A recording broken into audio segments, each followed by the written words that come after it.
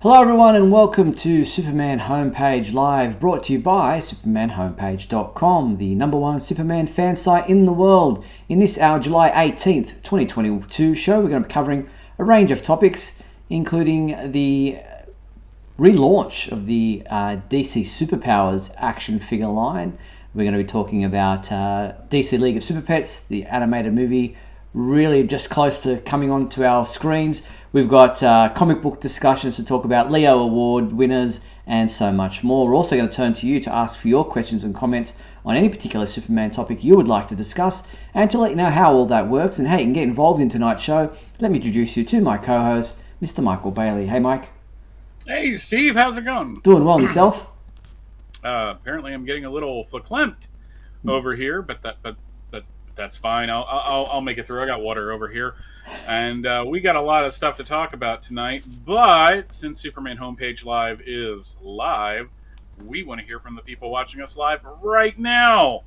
And in the old days, it was complicated and involved. I think you had to fight a bear the way to get there. Polar bear. It felt like that. But now all you have to do is go to supermanhomepage.com/live and press the call now button. We do recommend that you have headphones or earbuds or something, as it just makes the sound better. Or you can whip out your phone and scan the handy-dandy QR code that is right next to me, and that'll take you right to it. There you go. And if you're a little bit shy and you don't feel like getting your head on the screen tonight and don't want to talk to us live, you can participate in the comments.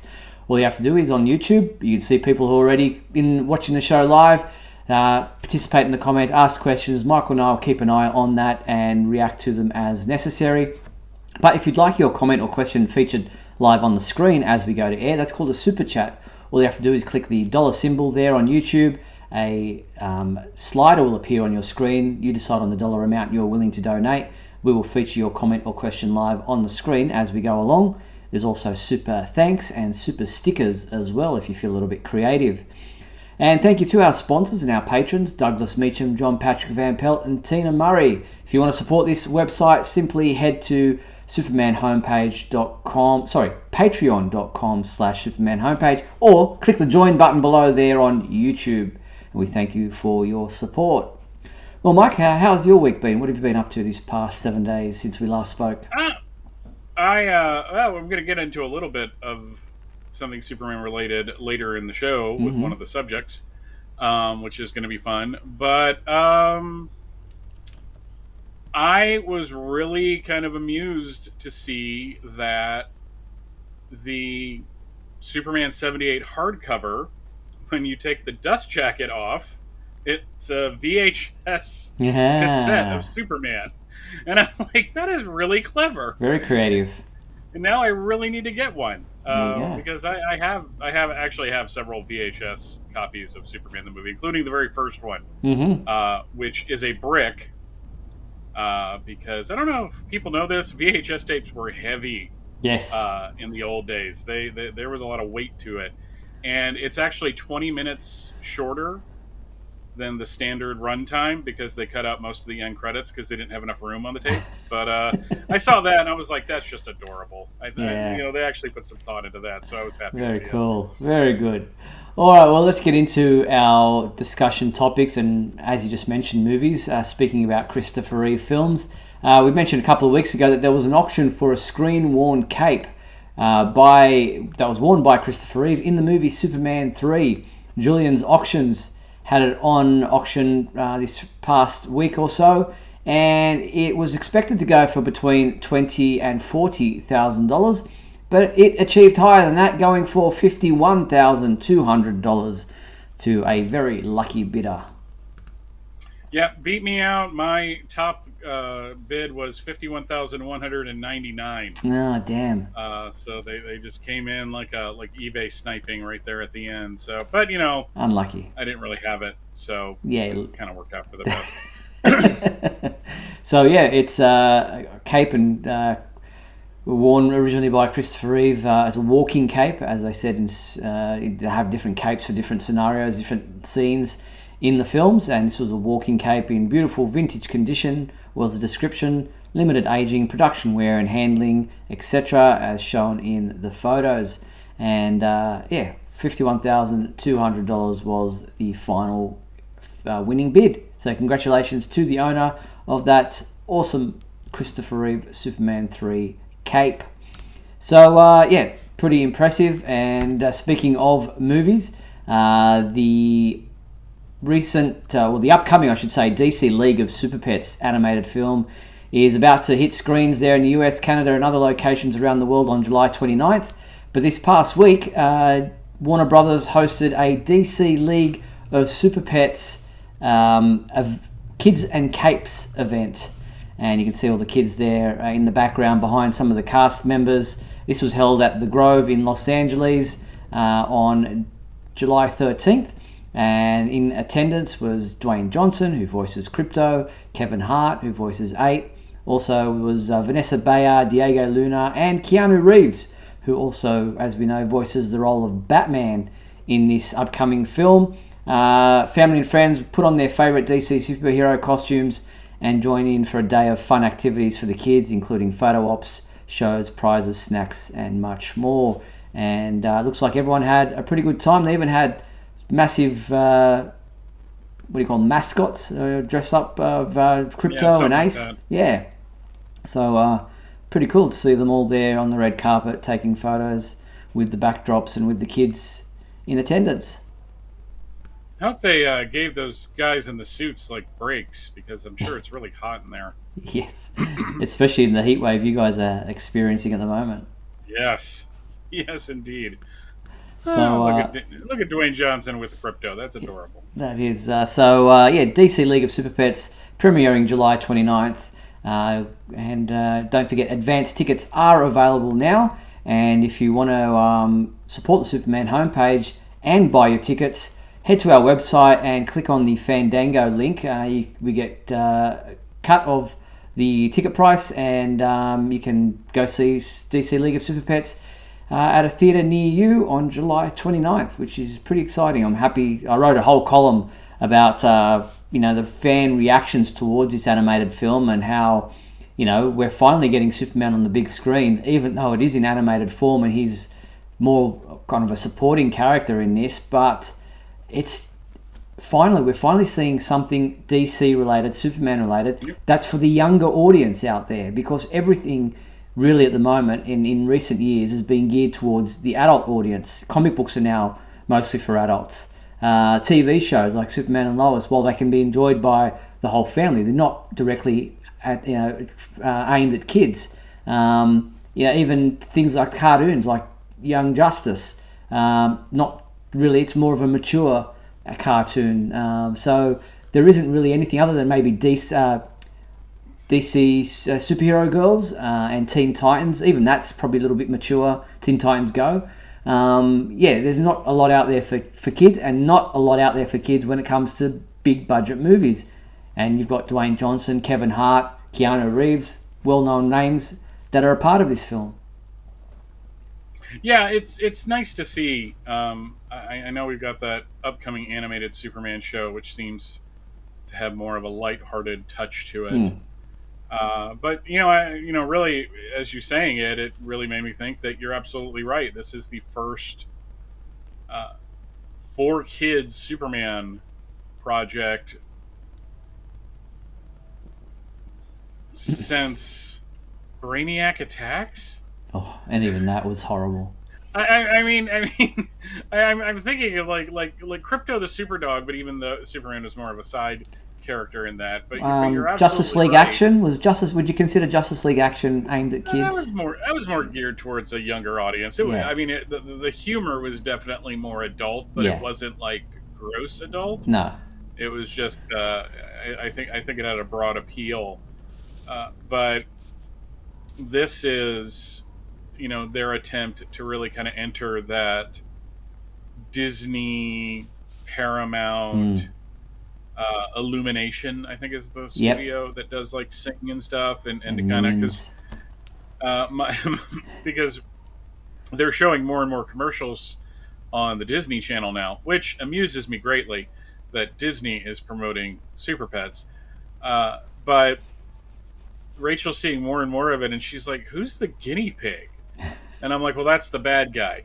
and she just looks at me. I was just like, I'm sure it all makes sense in the film. Yes, it does. Yeah, Lulu, the hairless guinea pig, was and you'll see it in the film though, if you've read the children's novel that comes along with the movie. It's kind of all explained in there. But I'm definitely looking forward to DC League of Super Pets to see how it does, and we need to capture a new audience for these characters because as I said, it's a mature audience now that follows, from those comic book days when you were reading them as kids. Those people went on to write comic books who read them in the 50s and 60s and 70s, that when they were aimed at children. And then in the 80s and 90s, those comic books became more mature because those people started wanting their heroes to mature with them and tell stories of what would happen beyond those early days. Now you've got Superman. He's a grown adult. He's married. He's got a grown kid, teenage or young adult child. Kids can't really relate necessarily to that as a character. So it's great to see that we can have products and things out there that kids can attach themselves to and want to see more adventures, and hopefully we get sequels with to DC League of Super Pets and see them grow beyond just this one film. Yeah, I'm kind of hoping it does kind of turn into a franchise. That would be pretty good, pretty cool to see. All right, the couple of days ago, the Superman Twitter account posted a couple of images and then deleted them. And I saw a couple of people saying, I wonder why would they do that? And they shared them because nothing, even if you delete things on your Twitter account, it doesn't matter. If someone's seen it, someone's captured it. And so these images were captured and reposted. But then the DC Superman account reposted these graphics that I'm about to show you for the Superman and Lois TV series. It shows the adaptation from screen to film, page to screen, I should say. Page to screen, Superman and Lois from page to screen, and shows you some of the characters that are attributed to the comic books that were adapted for the TV screen. Bizarro being one, is a version of Kal-El Superman from a parallel dimension called the Inverse World, which he's failed to succeed as a hero. Bizarro first appeared in the comics in 1958. Then there was one for Ali Olsen, the founder and leader of the Inverse Society, a cult focused on getting people to merge with their Inverse World shadow selves. Alexandra Alston first appeared in the comics in 2004. Then there was one for Tal-Rho, Superman's Kryptonian half-brother. His human identity is Morgan Edge, a CEO and businessman. Morgan Edge first appeared in the comics in 1970, but I don't know why they've got a picture of the Eradicator in the first season. Yeah, it's just he's a complicated one to do. Yeah, that's true. What image do you use? Morgan Edge, or do you use a Kryptonian? Yeah, I know what you mean. And then Nat, the daughter of John Henry Irons, a skilled engineer and musician. We haven't seen her really play any music. Anyway, she's a friend of the Kents and a vigilante for justice. Natasha Irons first appeared in the comics in 1994. The musician part kind of threw me. Yeah, I'm kind of confused about that too, but maybe it's something they're going to explore next season. Maybe she'll play like the guitar or piano for Sarah. And they'll form like a girl band because that's still popular with the kids, right? Yeah. So yeah, cool to see these little graphics that they put together showing the fans of Superman and Lois that there are connections to the comic books that they might not be aware of.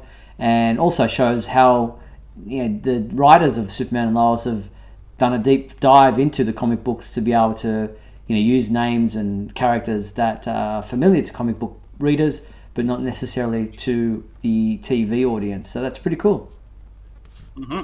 And don't forget, you can stream all of Season 2 of Superman and Lois for free on the CW. I think they've got an app that you can do that on. So take advantage of that if you want to watch all those episodes again. Don't forget, Superman and Lois Season 3 will be on our screens, but not until early 2023. So you have a while to wait. Looking forward to it. Sad panda. Gotta wait. Now, the Leo Awards are the British Columbia Film and Television Awards that celebrate excellence in the British and Columbia film and television area of work. Superman and Lois received 5 nominations in 3 categories, and Supergirl also had a nomination, and both TV shows were successful in receiving awards.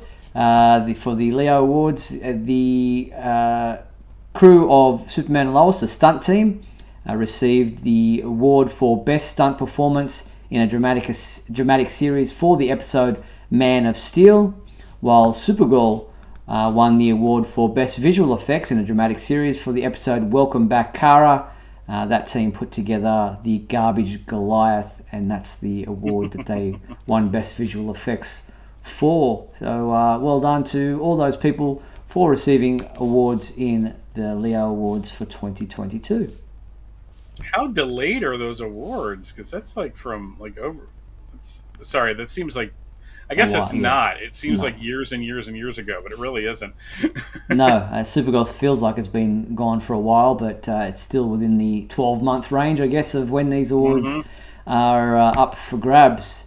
Now, speaking of television things, don't forget the first episode of Talkville, the Smallville rewatch podcast that Tom Welling and Michael Rosenbaum are putting together. First episode was released on July 13th. I've watched some of it and was really impressed. They don't actually sit and re-watch the episode, so it's not like a running commentary of the episode as you're going along with it. It's about them talking about having just watched it during the week or the day before or whatever it might be, and then coming together to discuss the episode at length. And the guy I can't remember his name, that's with them, the third party in the podcast, has never seen Smallville before, and so he's watching it fresh and giving his thoughts. I think he's a friend of Michael Rosenbaum's. So that's... he's his assistant. Yeah. I think that's the guy that works with him on the podcast. Mm-hmm. So yeah, if you're interested, it's available on YouTube, Apple Podcasts, Stitcher, Spotify, and other locations. If you want to see the visuals, obviously you need to watch it on a platform that has the video, because on YouTube you can. We've embedded that on our website for you if you want to check it out. But otherwise, the audio is also available. It's a 1-hour episode, and they talk some anecdotes and behind-the-scenes stuff that you might not have known about from the pilot episode in this first episode of Talkville. Did you happen to check it out at all? I have not watched it yet. I think you can also do it audio, and I may do it that way. Yeah. But yeah, I'm kind of looking forward to it. I mean, the pilot is going to be interesting, but I've kind of heard them talk about the pilot before. I'm more kind of interested in them getting like to the nitty gritty episodes. Yeah, and so I mean, what they remember. The video of the podcast is just them talking, so it's not like they're showing visuals from the episode, as I recall. So yeah, check that out if you're interested. We're promoting this first one. Won't necessarily promote all 200 or whatever they have to go through to get there by the end. Unless they want us on the show, and then we'll promote it all they want. Exactly. But so check that out, Talkville, the podcast rewatching Smallville with Tom and Michael. All right, well, also on the television side of things, there is a Tampa Bay ComicCon in Florida later this month. It will take place on July 30th and July 31st. And there are a couple of Superman celebrities who are in attendance if you're interested in attending that convention. Dean Cain will be there on both Saturday and Sunday. Obviously, he played Superman and Clark Kent in the Lois and Clark New Adventures of Superman TV series. Also appeared on Smallville. Smallville, on Supergirl, and in other locations as well. He's currently doing some kind of magic show, I think. So, and Nolan North, also, who voices the role of Superboy and Superman from the Young Justice animated series. He'll be there on all 3 days, which is Friday, Saturday, and Sunday, July 29th to July 31st. Tampa Bay ComicCon tickets are available through growtix.com if you're interested and want to check out what's going on there in Tampa Bay. It'll be pretty warm in Florida around this time of year, I reckon. Yeah, and if I'm remembering from watching things about Tampa Bay, I think it rains once a day, just because of where they are in the world. Right. So, well, lucky it's indoors. Florida is weird, just in general. So seriously, driving from the start of Florida down to the southern tips of Florida is like driving through Georgia, South Carolina, North Carolina, and Virginia. It's that long, and I just can't even fathom that. A couple of people in the comments saying that Nolan North is better than Dean Cain as a draw card for that convention. Well, it depends on your political views. And Florida can be kind of conservative, so he'll probably have a good time there. I mean, the thing that this couple years ago, I moderated a panel with Kevin Sorbo, who was a nice guy, I will say, personally. Sat there and chatted a little bit before. And the people in the audience that came to see him did not care about his political beliefs. Yeah. They were there because they loved Hercules. Yep. Or they were there because they loved him on Andromeda. And he was very good to them. And I think Dean Cain, in remembering, interacting with him at conventions, he's pretty much the same way. Conventions are places where that sort of thing tends to melt away. Yeah. Mainly because you don't have the anonymity of the internet to hide behind when you're insulting. But sometimes Dean Cain calls you out on Twitter. He's done that to you, has he? A little bit. Wow. Okay. Do you want to go into it, or are you just going to leave it there? So somebody pointed out.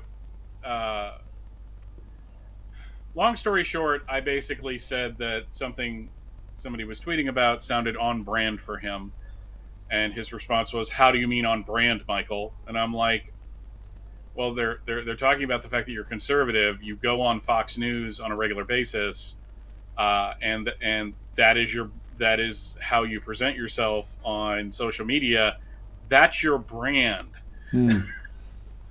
Nothing else. It was just like the first thing I saw waking up like 2 weeks ago, and I'm like, well, that's not how I expected to start the day. So, having a run-in with Dean Cain. Okay, very interesting. Yeah, well, it's Twitter. Something to add to your resume. Somebody. Yes. All right. Well, I think we might go into the fan favorite question, and before the break, let's get into that right now.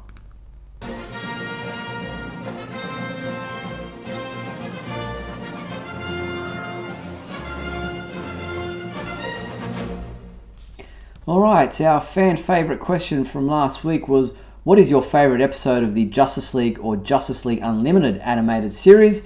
And we had a couple of responses this time around.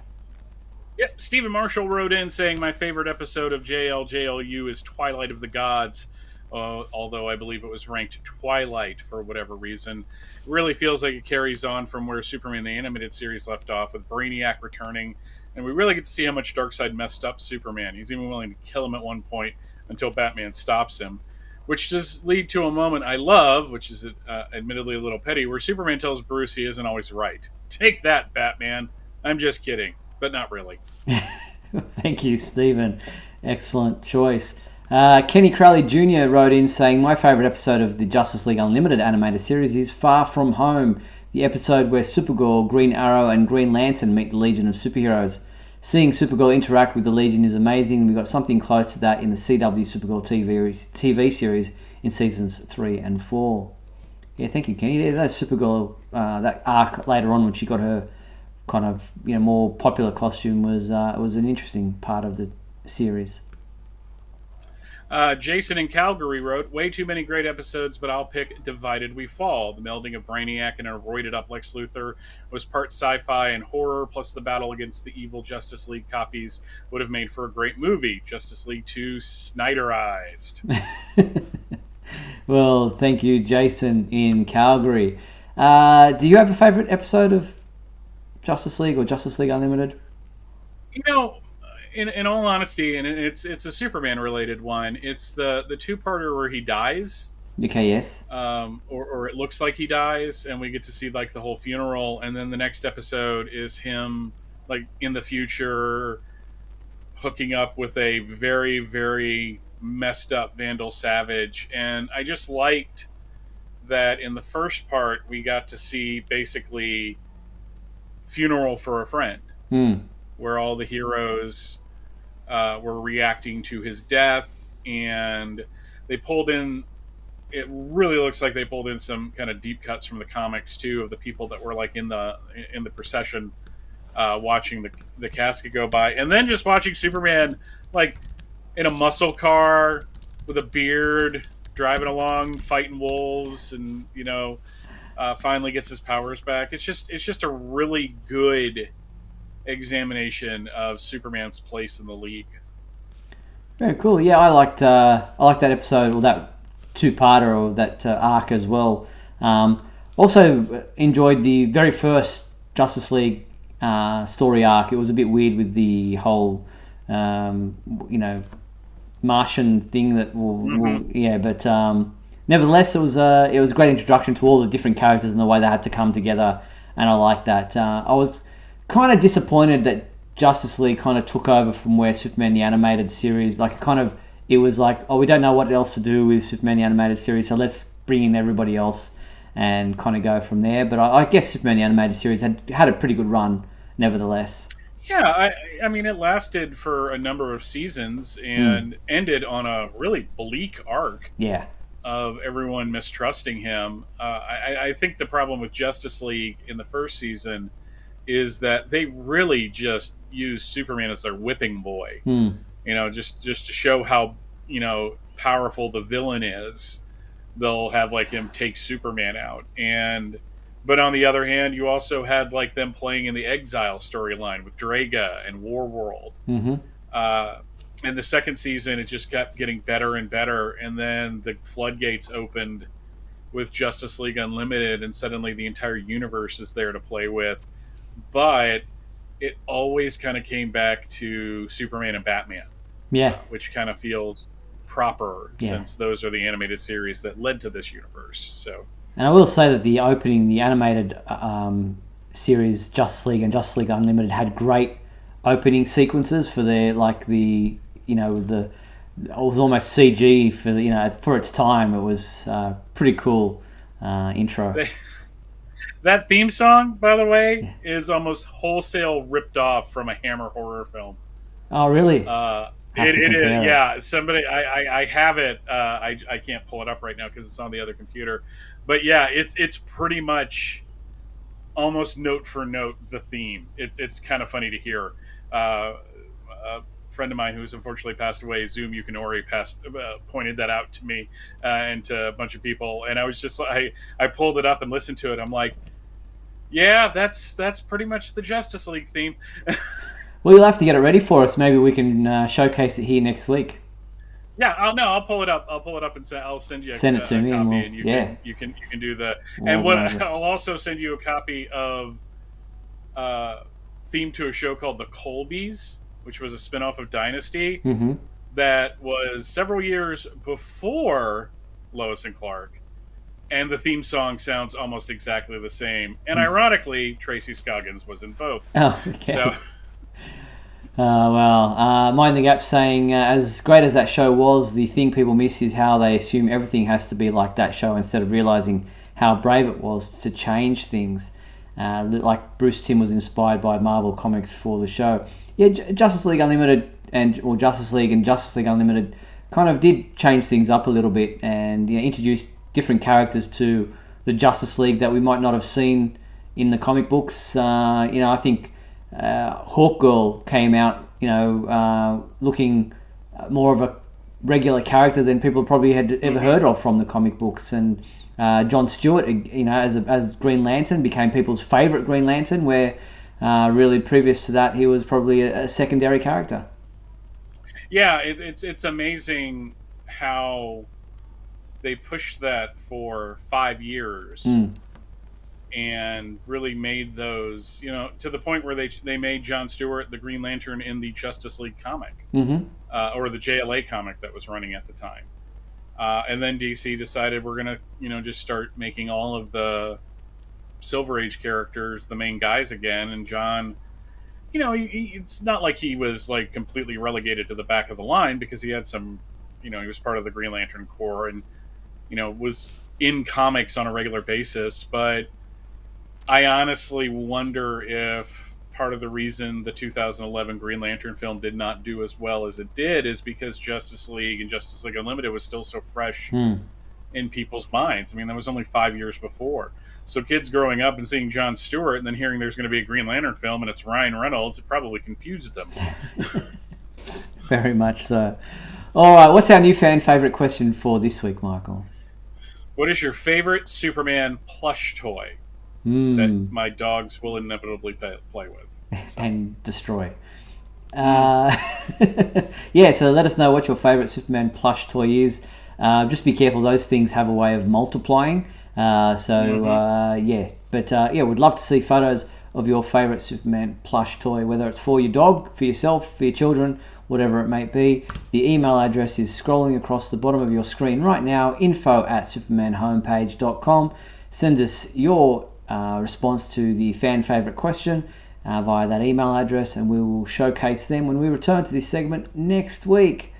All right, time to take a break. After the break, we're going to do This Week in History, talk comic books, and so much more, including, behind me, as you can see, the action figures, Superpowers action figure line. Back.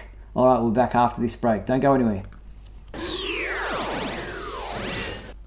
We'll be back in a moment with the exciting climax of today's episode. So stand by.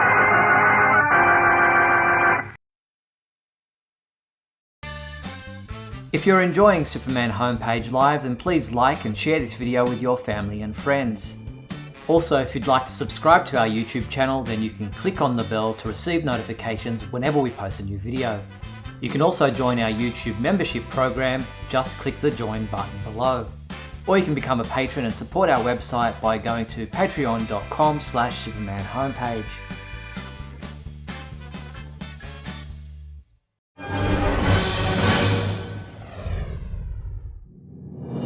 Look, up in the sky. It's a bird. It's a plane. No, it's SupermanHomepage.com, the #1 Superman fan site in the world. SupermanHomepage.com, covering the world of Superman from the 1930s to today. News, reviews, rumors, and reports. SupermanHomepage.com for all your Superman comics, TV shows, movies, cartoons, radio shows, and more. Everything you ever wanted to know about the Man of Steel and more. SupermanHomepage.com. Thanks, Superman Homepage, for all the support over the years. I really appreciate it. I'm Matt Balmer. I'm the voice of Superman and Superman Unbound, and this is the Superman Homepage. Right here on Superman Homepage. I had a dream had I dreamt I was a Superman French fry. And in this dream, I dreamt that I was high in the sky. I cooked up crispy golden brown. I was delicious all around. I was as tasty as can be, brown and crispy, that was me. Everywhere it was the same, 'cause Superman French fry was my name. And dreams was in, but if I had my way, Superman French fry I would stay.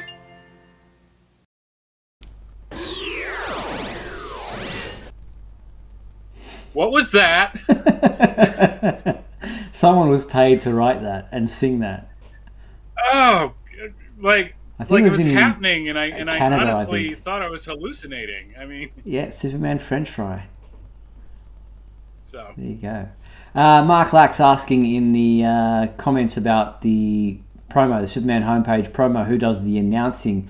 A good friend of ours, Jamie, his father put together Jamie Kelly. His dad does a bit of voiceover work, and Jamie and his wife and his dad kind of get in there and did. That's quite a few years ago now.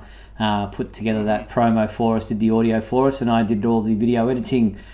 So yes, thank you for asking, and a shout out to Jamie Kelly, who is not just a wonderful Superman, but is also a wonderful Elvis impersonator and a wonderful singer and performer in his own right. Oh yeah, just very talented. Amazing man. I like Jamie quite a bit. Good Nice looking fella meeting him too. years ago. Just seem to have everything. These people.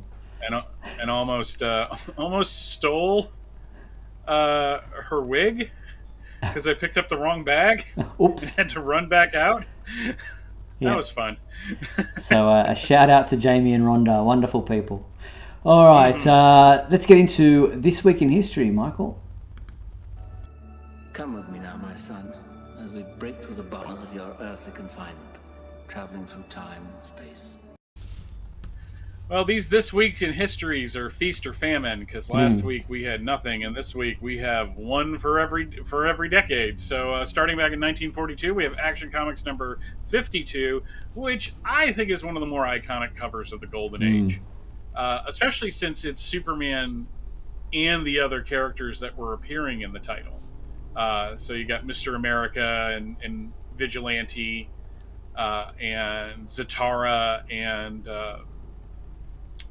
he becomes Congo Bill. That was his name. Plus, you got like the warplanes overhead. So I'd like a poster of at some point. I think that's that really kind of is pretty sharp. Jumping ahead to 1952, we have Adventure Comics number 180, the grand prize of the underworld, where apparently you get to have Superboy. Oops. Not going to look too deeply into that. So we're going to go to 1962 with World's Finest Comics number 128, where Batman is apparently... wow, there is a lot going on that cover. What the hell is he doing? That is just really kind of confusing, but I'm sure the story inside is just as crazy. 1972, we've got Justice League of America number 101. Oddly enough, still part of the storyline that brought back the characters from, I believe that's the crossover that brought back the Vigilante and the Seven Soldiers of Victory, but I could be wrong on that. I'm not seeing any of them on the cover. And you also had Superman's girlfriend, Lois Lane, number 126. Every week when there is a Superman's girlfriend, Lois Lane, I almost say Superman's girlfriend, Jimmy Olsen. That is a different title and one that is not really... for publication in any way published by DC Comics. 1982, we got Action Comics number 536, which has the Omega Men in it, because this is when Marv Wolfman was writing the title and he had created the Omega Men, and this is where Superman had been split into two and had half his powers. So that's why he's so easily tied another up comic there. book where someone's bidding for Superman, but for a different reason, and he's in chains again. Yeah, this one's not as creepy as the other one. New Adventures of Superboy number 34, which has the Yellow Perry. That's a weird character that ended up on the Superboy television series for an episode. So, and World's Finest Comics number 284, which has the awesome composite Superman. Though I think he got a new name in this storyline. Like Amalgamax or something like that. But that's a pretty cool Keith Giffen cover. Jumping ahead to 1992, Justice League America number 66, where we've got Guy Gardner and Superman duking it out because they were constantly fighting during this run. Guy did not want to take Superman's direction. So, and Superman number 71, which is still part of the Blaze Satanist Wars. It's wrapping up at this point. That's a really cool cover. 2002, we have Adventure Comics number 606, which is part 2 of Return to Krypton 2. And then in 2012, we've got Justice League number 11, which also had the Shazam backup. We have Supergirl number 11, which again, I have no memory of. And Young Justice number 18. Which I read a couple issues of those last year. That's actually a really good book. Greg Weisman, who helped create the series, has some comic book cred too, back in the 80s. So, in the real world, June 17th is traditionally recognized as the birthday of Lana Lang. Yeah, Lois looks kind of like a creeper there. And July 22nd, which is just a couple days away, is the birth date of Terrence Stamp, who was born in 1938. Wow, he's as old as Superman. Yeah, I was about to say. Yeah, I love him, though. I think he's good in just about anything I've ever seen him in. So, even Priscilla, Queen of the Desert? Yeah, I like that movie. That was that's kind of a sweet movie. That's a hometown movie for you guys, That's right? right. Yes. That's an Aussie film. Yeah, it's an Aussie film. All right. All right. Thank you for that, Michael. That was This Week in History. And before we get into what's available on the comic book side of things this week, I just want to make mention of a couple of last week or this past week's comic books. We had the Dark Crisis, Worlds Without a Justice League, Superman #1, which our reviewer Adam DeChannel gave a 4 out of 5 for, saying if you've ever wanted a story that explored what would have happened if John wasn't aged up, then this might be for you. I haven't actually read it yet. I bought it and downloaded it onto my iPad. I just haven't had a chance to read this week's comic books yet, but all in all, I recommend that one. Adam liked it, and if you ever wanted a story where John wasn't aged up so quickly, this might be for you, as he said. And also out this week that we spoke quite a bit about this last few months is the issue of Superman Son of Kal-El #13, which was co-written by Nicole Maines, who we interviewed on our show a couple of weeks ago, nearly a month ago.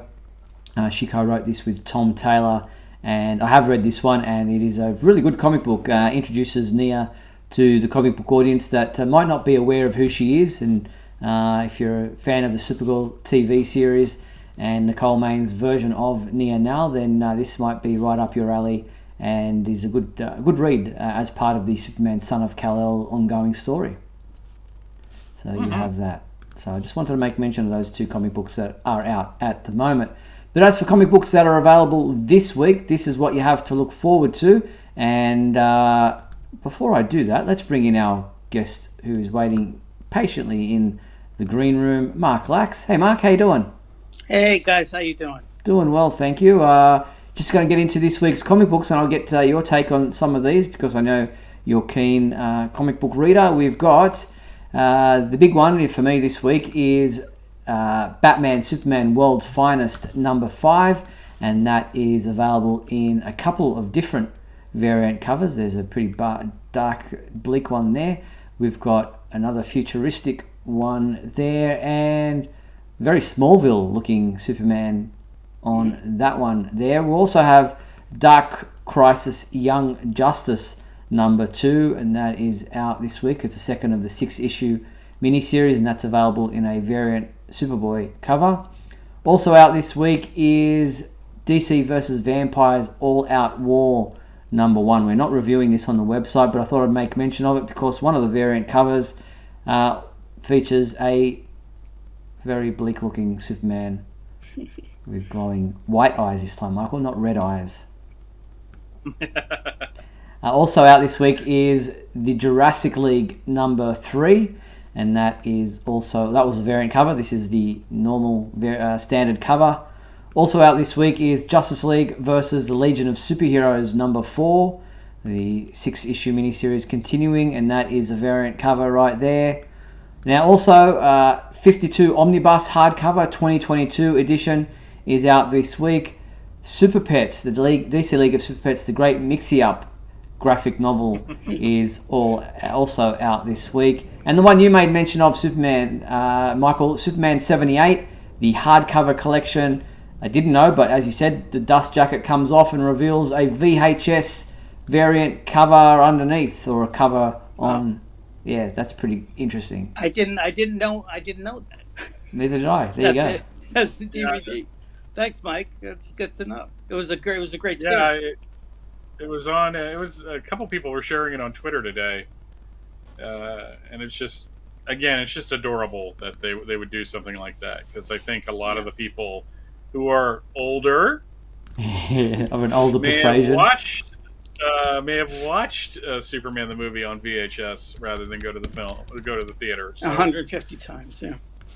I mean, not everybody's Steve Eunice, who has his uncle take all of them to it. So. Well, I think that was Superman 2 he took us to see, so I was a little bit older at that stage. But yeah, I don't think I ever saw Superman the movie on the big screen when it first came out. I have obviously seen it since at various places when they've done reissues on the big screen. But yeah, that's pretty cool. I I saw it. I saw it in the movie Superman 1, which makes me the oldest, I guess.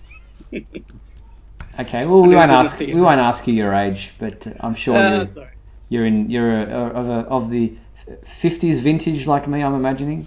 Yeah. Yes. Okay, there you go. Michael's still a baby. He's still behind us. No. Not far. Yeah, you guys can piss off. I'm 11. That's right. Yes. Oh, that's right. Leap year baby. You know, I turned 12 in a couple years, so then we'll talk about aging. No, well, Okay. hey, I'm glad to see that you've reached puberty already, Michael, with the facial hair. It's great. With my very white facial hair, I might add. Very good. So yeah, they're the comic books coming out this week, and preview pages are all up on our website. We'll have the reviews of most of those comic books published quite soon over the next few days, hopefully just ironing out some technical issues with DC on those advanced reviews that we get access to. But Mark, was there anything you wanted to touch on before I get into these DC superhero action figures?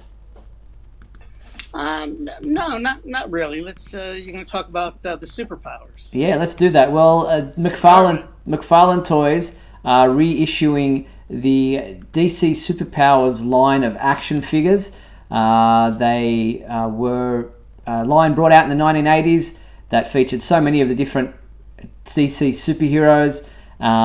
They're coming up with a whole collection of reissued comic action figures, but looking at the dark side there, that's the new design, but it's still looking at the Superpowers line. You got the Supermobile, you got the Batwing. Superman pretty much looks the way he did in the originals, but thoughts? No, they the look great. cape on Superman is much longer than it was in the Superpowers line. Yeah, he had a very short cape back then. The S symbol is very much on point, though. The Dark Side one bugs me on two levels. One, it's the new 52 Dark Side, which I'm not a huge fan of. And two, the Dark Side figure was bigger than the other figures in the original line. And Batman is the Jim Lee Batman. So, of course it is. But having the Batwing and the Supermobile, a redesigned Supermobile from the Superpowers line, is really cool. And it's right here. Oh. I went to Walmart yesterday, and after skulking around for several weeks, I managed to get a Supermobile and a Superman, which I have not taken out of the package yet. Oh, great. Very nice. There you go. Yeah, and they were lousy with Superman figures. There was like 2 pegs completely full, and they had about 5 or 6 of the Supermobiles. And it's the thing that I like about the McFarlane lines in general, is that it tends to come out. Now, you might miss out on a figure here and there, but unlike when Mattel had the license and it was a complete crapshoot of whether or not the figure was actually going to hit the stores. Like, I walked into the toy aisle because, I'm a 46-year-old man. That's where I belong. And I see the Batwing with all the other DC figures, and I get kind of bummed. I'm like, of course they have the Batwing. Why would they have it? And I literally turn around, and then boom, there's like everything else, and I'm like, oh, okay. Cool. So it was kind of like Christmas. Very nice. So these are 6-inch, right?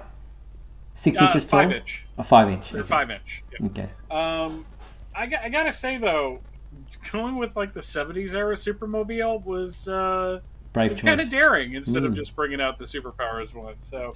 I haven't taken them out yet because we're going to be moving next year, and there's no point in putting it out when I'm going to have to just pack it back up again. But still, but yeah, Walmart exclusive. Thanks a lot, McFarlane. I always loved the Supermobile. I mean, I know it's like, why would Superman need it? Yeah. But even, whether it's, because can't fly, and so he uses one to go into space, or even driving down, Metropolis because he has no powers or whatever. I just love that idea. I don't know why. I mean, it's ridiculous in a way, but at the same time, it's just fun. I just always enjoyed that.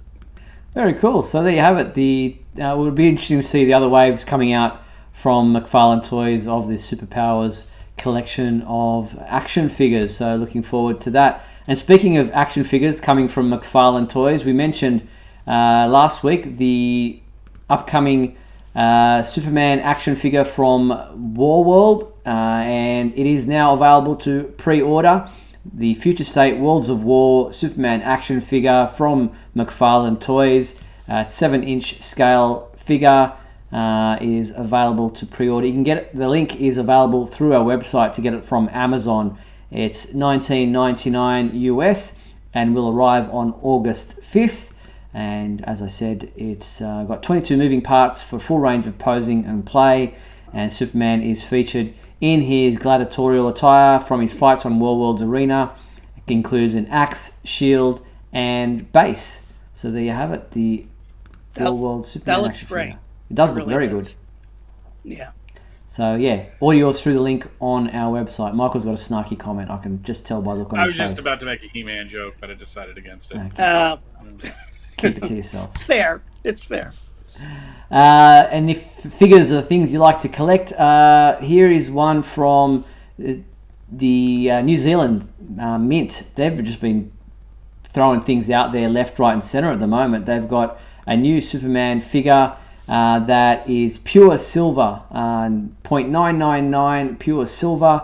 This Superman silver miniature, silver collectible from New Zealand Mint, is designed by 3D master sculptor Alejandro Pereira Azcura, and is a pretty cool figure that is 150 gram pure silver, is 9 centimeters tall, and is available now to order for its release in August to October this year.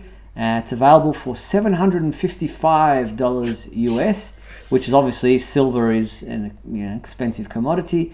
It's limited to 1,000 casts, and they will fly out quickly. So you want to get your Superman Series 2 limited edition pure silver miniature from New Zealand Mint. Again, the link is on our website if you want to purchase one for your collection.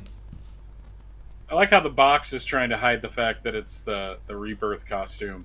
It's just like, don't look too closely at it. Just it doesn't look anything like the statue, but it's okay. Yeah, we'll just kind of crop out the fact that there is no red trunks at the bottom there with the DC logo on the cover. But yeah, this is an interesting one. I wonder, New Zealand Mint sent me the Action Comics #1 coin. I wonder if they'll send me one of these to do an unboxing video of. They must really like you if they do. You can only ask. Sure. What do they say? No? Yeah, that's the worst thing. Well, you just that is true. it. You just advertise it, That's it. I'll do an unboxing. It'll be great. Yeah. Yeah. Well, we've got 12,000 subscribers on our YouTube channel, so that's 12,000 possible customers. It's a numbers game. All right. What else did I want to talk about? Oh, there's a couple of panels coming up at Comic-Con International, San Diego Comic-Con. CW got these promo banners out there in San Diego promoting the Flash and Superman and Lois, but there are no Flash or Superman and Lois panels at Comic-Con. But nevertheless, San Diego Comic-Con, they've got promotional material out there for Superman and Lois, and there are a couple of Superman panels taking place, although nothing big from DC or Warner Brothers, unfortunately. There's Max Fleischer's Superman at the Grand 5 Marriott in Marina. From the Fleischer collection of cartoons and undergoing a dramatic and gorgeous 4K restoration under the approval of the Fleischer estate. In this series of cartoons, Superman made his cinematic debut, and that's on Friday, July 22nd at 10 a.m. until 11:21 a.m. So I kind of have the feeling that they might be showing pretty much all the collection in that hour and 20 minutes. So there's also Bizarro. A lot of them in that time period. Yeah, you can. Bizarro World of Superman, Me Bizarro, You Not is the name of the panel, which is on Friday, July 22nd at 1 p.m. And then there's also DC's Jim Lee and Friends panel, which might not be that Superman related, but you never know what's included there, as Jim Lee moderates his can't miss panel featuring some of his comic book colleagues to talk about some of the top secret comic books coming from DC. So that might be interesting for fans who are wondering what DC's got in store for the future. I'm surprised there's no Superman comic panel, considering he's coming back to Earth, and Phil Kenny Johnson just had this huge run and all this stuff going on in Son of Kal-El, and you thought they'd have maybe Tom Taylor or someone there, but no. Yeah, sometimes DC, maybe they're holding it all for DC Fandom, which they may be doing, down the track. Yeah, so there's a possibility of that happening. So we'll wait and see what DC have in store. But if you head to San Diego Comic-Con, and we do have a reporter attending on behalf of the Superman homepage, we'll let you know if there's anything else of interest for Superman fans to want to pay attention to. Also, if you're playing the Multiverses video game, an open beta is to begin on July 26th, and you get a first look at the Iron Giant. Here's a bit of game video footage from Multiverses. Let me show you how we do it back in Metropolis. I've been doing this since before you was born. Glad I brought the utility belt. Oh, Rayman, we just got to stop being like this. Steven Universe here, ready to be a hero. Hey, Batman, what's got 20 ears and a face begging for a hammer? That stupid hammer is so practical. You wanna dance? Watch your step. Sorry, Doc.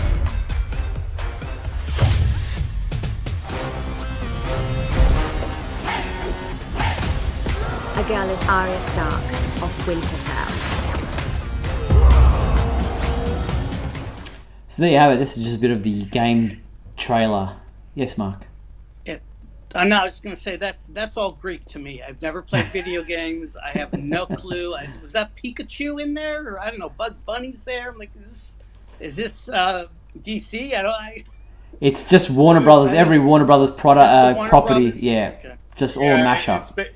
It's Warner Brothers' version of Super Smash Brothers, where they bring in all the Nintendo characters to fight each other. So, right. That I mean, it's not surprising. It looks interesting. The fact that they're bringing in Iron Giant's kind of cute. Yeah. But yeah, I just the idea of Harley Quinn and Steven Universe teaming up is just that's just insane. That's the insanity of Multiverses. So if you're interested, there is a open beta starting July 26th. Well, Mark, thank you for calling in. Always great to chat with you. We'll speak to you again soon. All right, guys. I just want to say real quick, it looks like the Great Debate column is getting a lot of traffic, so I think that's good. Yeah, thank you for participating in that with Julian. So check out the Great Debate weekly at the Superman homepage, where we argue for and against different topics, and Mark is one of our debaters, and then fans can get to vote and have their say on the topic at hand. So well done, Mark. Okay. Take care. See you, buddy. All right, guys. Take care. Bye. That was Mark Lax. Thank you, Mark. So that pretty much brings us to the end of tonight's episode. Before we do wrap things up, I want to thank my co-host, Mr. Michael Bailey. Thank you, Michael. Pleasure as always. And thank you to our sponsors and patrons, Douglas Meacham, John Patrick Van Pelt, and Tina Murray. And thank you to everyone in the comments on YouTube, Kenneth, Mind the Gap, Mark, who else did we have in there? Quite a few others, scrolling back through it, Jeffrey, Butts, and so many others. Thank you so much for joining in and taking time out of your schedule this evening to spend an hour with us on Superman Homepage Live. Hope you enjoyed the show. If you missed part of the show, tuned in late, want to check it out in full all over again, you'll be able to do so on supermanhomepage.com and our YouTube channel.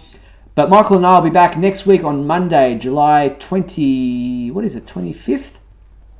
For another edition of Superman Homepage Live. Yes, it's the final episode of the month, so we'll have our monthly segment to do that week as well. Until then, be sure to check out supermanhomepage.com for all your daily news updates on everything surrounding the Man of Steel. I'm Steve Eunice on behalf of myself and Michael Bailey. Thanks for watching Superman Homepage Live, brought to you by supermanhomepage.com.